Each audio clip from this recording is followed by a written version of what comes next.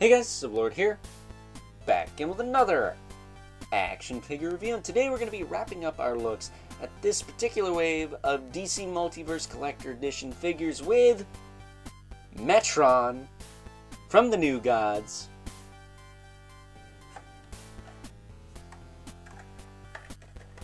with his Mobius chair. Because of course he has to have his Mobius chair. That's his shtick, isn't it? That said, this of course is brought to us by the fine folks over at McFarlane Toys, who are going to remain fine folks, because despite the fact that I literally just noticed an issue with this figure before I started filming this part of the video, I'm going to consider it an isolated incident, because I've had it once before, got it resolved from the fine folks over at Big and Bad Toy Store, which is where I got mine, and I think you could still probably get this guy on there. He doesn't seem to be too desirable as far as figures from this wave go. But at any rate, before we get too far ahead of ourselves, why don't we cut right to the chase and get into the meat and taters of this review and take a look, see at all Metron has to offer in terms of accessories, starting off with the collectible trading card. Bio on the back. He's a dude in a chair, and he's okay with it. He also comes with a pair of alt hands. It's kind of clenchy hand, and then this very almost magic pose hand. Very strange, but at any rate, he does come with those. I wish he just came with two of these, but whatever. He does, of course, come with the obvious accessory, the Mobius chair, which mine doesn't stay together. Like right here, it's got this big seam in it, so maybe getting him replaced wouldn't be such a bad idea after all. But you can take this front piece off, and it's got pegs for his feet. I don't know why. Maybe it's to help him stay in the box. But if we snap this together, it does stay together. But this side, it is a little bit more open than I would like. So, again, maybe getting it replaced wouldn't be such a bad idea. Also has the little spinny thing on the top. Woo! Woo! Woo! I don't know what that's supposed to do, really, but there you go. And, yeah, there's no back. But the plus side about this, there is one plus side about this. I think this chair is supposed to hover, right? You could easily put some tacks in the wall and have it, like, just hang on them. And it should hold. So, that's pretty cool, because I don't think these are slanted. I don't think. If they are, then that sucks and you can't do that, but wishful thinking, I guess. Yeah, that might be slanted. That's a bummer. Because you could almost just hang it up. Unless you have punched holes through it, you could, but I wouldn't advise that. It said he does come with a hockey puck display stand racing with all McFarlane Toys releases with that new DC logo. Interesting.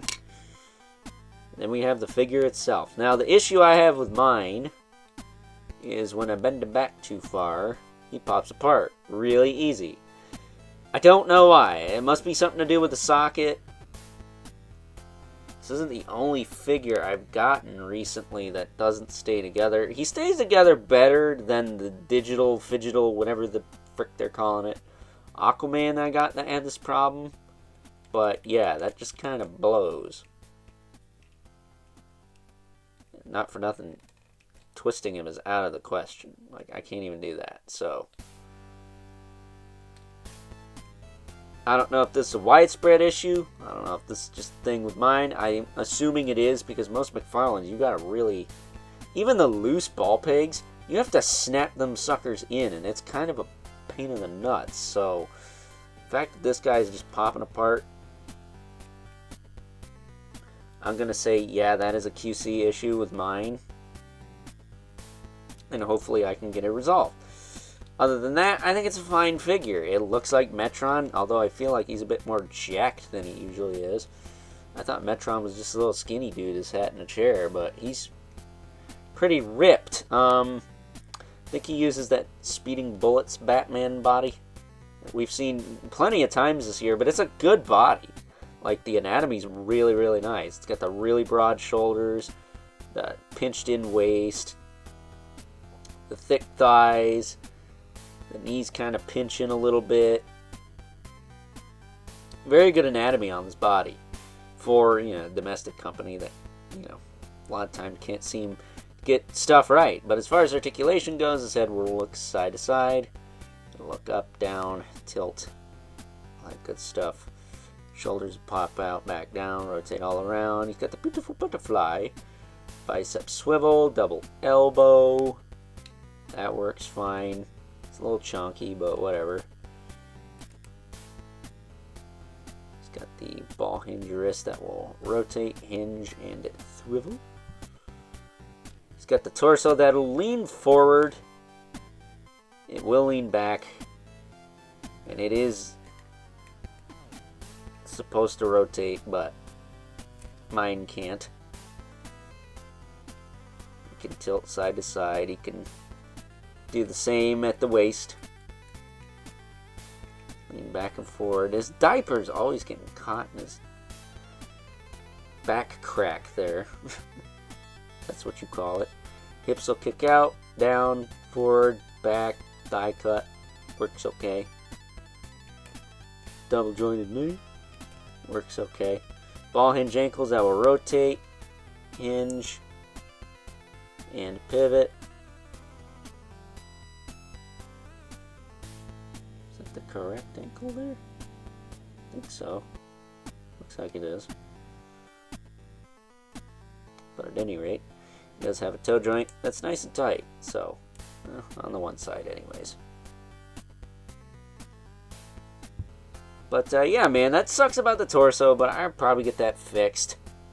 I'm going to shoot them an email after I'm done with this video at BBTS, for those of you not paying attention.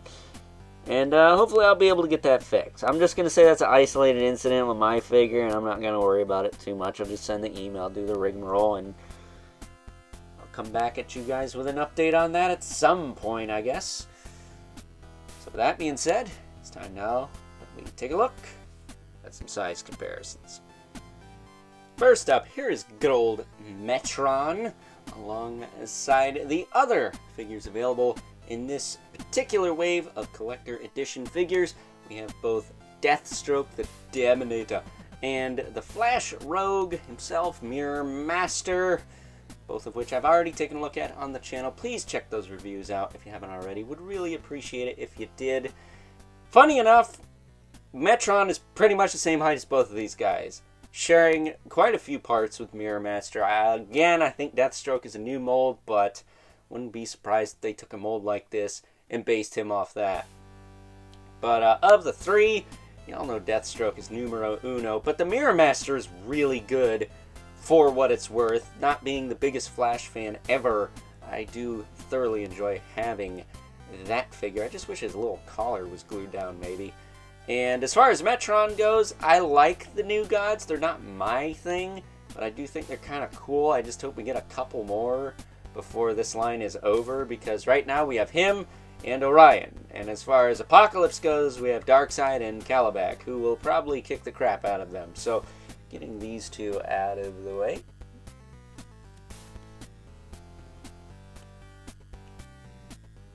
So we can bring in our two regulars, the Mythic Legion's Brother Mandibilith, right here.